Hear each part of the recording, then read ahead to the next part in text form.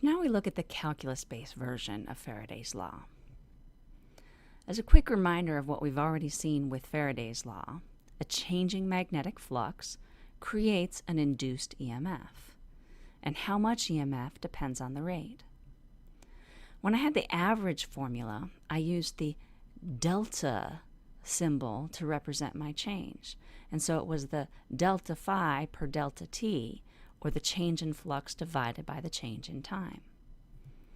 Well, when I shift over to a calculus view, that means I'm taking the continuous limit as that delta t goes to 0, and it becomes d phi dt.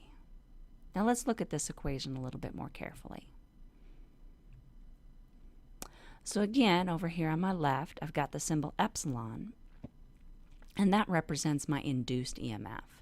It's not the average EMF anymore, it's the actual induced EMF at a particular moment in time. I still have my minus sign referring to the direction and the n representing the number of loops. But now I want to take this whole quantity and represent it as one thing, d phi dt, which is the rate of flux change.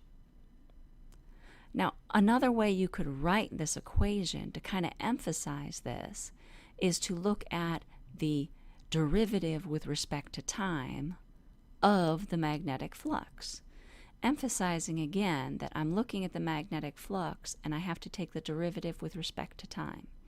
This is one mathematical operation that operates on my flux. So there's no dividing by time or anything like that on this. You're simply looking at the rate of change of flux. So that's our Faraday's law in our calculus-based version.